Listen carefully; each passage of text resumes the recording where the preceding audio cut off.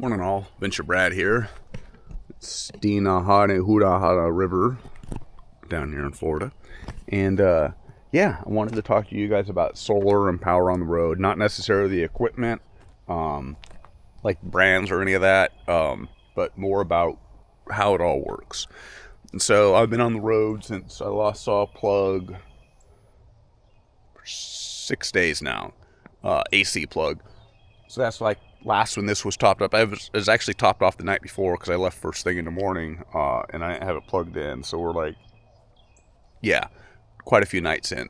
And now on the boat, I had 40 watts of solar because that's all about fit.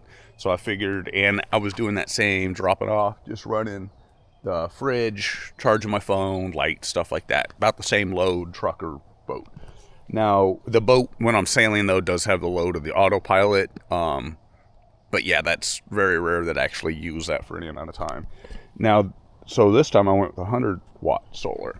Now, the 40 watt solar, labeled 40 watt, both same brand as this, would do in the mid 20s, optimally placed, middle of the day, no clouds, squaring that thing up to the sun best I could. This thing will do 100, and it's actually got this little shadowy thing, which is nice. And overall, the panel's well thought out, but you're still dropping off every day. And the reason is it's like right now, if you're road tripping and traveling or not out in the Southwest where it's wide open and it's anything like this, you're going to have tree covers, and you're only going to be here for a few hours in the morning, a few hours in the evening. In the middle of the day, you're going to be traveling, you're going to be out doing something. If you're out mountain biking, hiking, or whatever, and you're in a spot, you could leave the panel hooked up, but then the sun moves. So once the sun's not optimal on it, you're not going to get everything you can out of it. So kind of my point is you keep going bigger solar panels, and there's one other big downside to a solar panel. I'll talk about it in just a second. But they're not going to work out.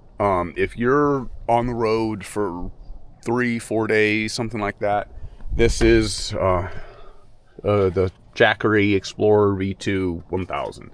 That is plenty enough for you to go out for 4 or 5 days, run a mini fridge like this, charge your phone, light, stuff like that, and just let that thing fall off. Don't worry about getting a solar panel. If you're out any longer than that, now you have a problem. Because unless you're playing chase the solar panel all day, which really makes you think of having ice for a fridge and a little solar bank charged in your truck for your lights and phone, makes chasing down ice and dealing with ice start to be appealing, because moving that solar panel, because even if we've talked, it's went into the shade, the sun's moved over here, the solar panel's a giant pain in the neck. So unless you're in the Southwest or something like that, just forego it. Now, luckily enough, this Tacoma I got came with a little AC plug. The problem is, in all their wisdom, Toyota decided to not let that thing charge when you're driving. So as soon as you put it into gear, that plug turns off, which doesn't make sense because alternators don't charge very well at an idle. It only put out power when you're in park, so you're probably at an idle. As soon as you put it into gear, you're actually up spinning the motor where the alternator's putting out amps, they turn it off. Probably some lawyer told them it was a good idea, so you couldn't be running, a chop saw in the back of the truck going down the freeway, because you got to cut header piles. No, it's stupid. So I went online, and there's a little mod, or you clip a wire under the console, and you ground out another wire, and now I put it in gear, and my power stays on. So instead of being down, and I actually just did that mod last night, like right now, I'll get out of settings, we're at 8%. I woke up at 1%, started the truck, let it idle for like 10 minutes, and got up to 8%. And again, our solar's only doing 3. So within an hour or two on the road, I could fully charge that battery good for a week. So if you have an option of running an inverter or something like that, the other option is getting the adapter cable that goes from your DC plug in your car right to the machine. And then that way you can pull power right off your car when you're going down the road. The hassle to that part of it is this is kind of all set up right here. This stays, it's got a little strap. This is my power cords and lights and stuff. This sits here. This is kind of my setup. I could throw all this stuff right in here. The table goes right here. All the stuff goes back in the boxes, and I'm in the road in a couple of minutes. It makes it simple. If you got to be moving the power bank back and forth, that sucks. But if you're only doing that once or twice a week to fully top off your battery and let it taper off, cool. That'll work really good.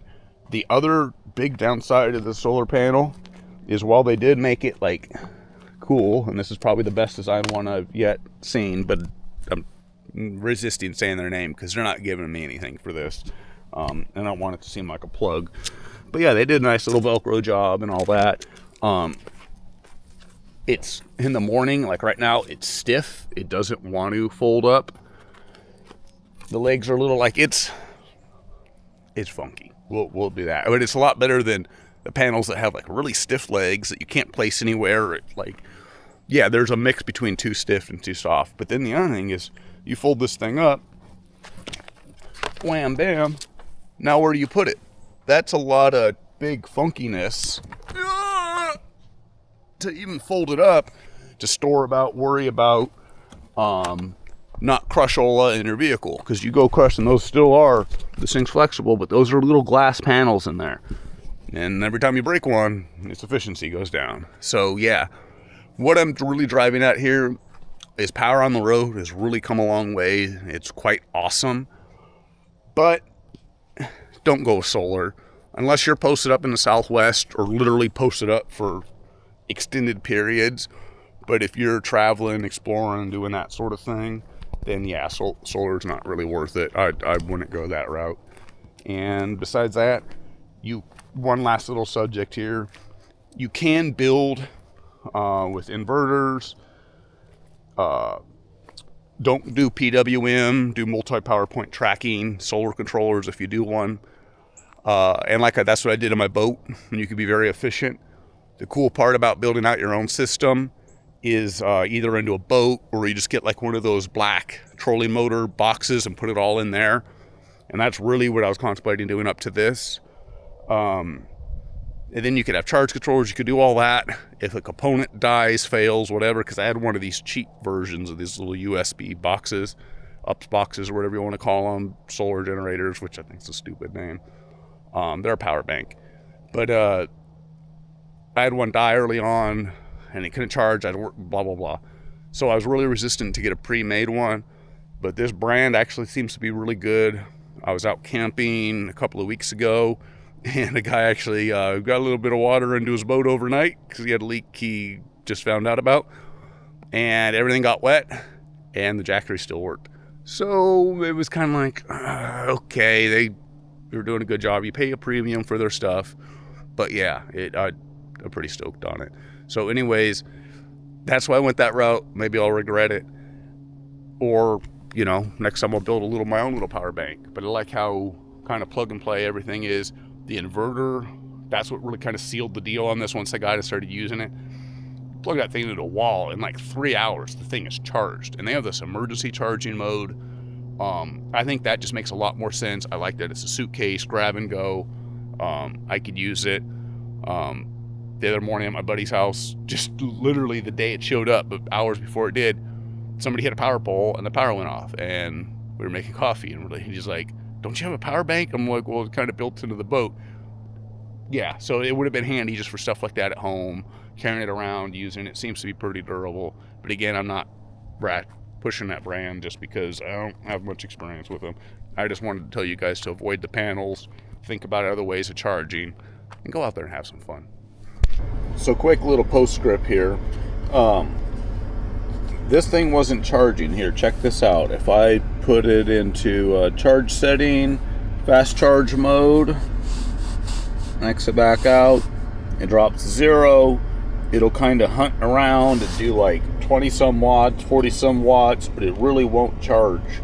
And I was thinking, oh man, my inverter mod didn't work, blah, blah, blah. And then I was like, wait, let me change the charging mode. So if I change it over to quiet charging mode, check this out. She'll charge right around 300 watts.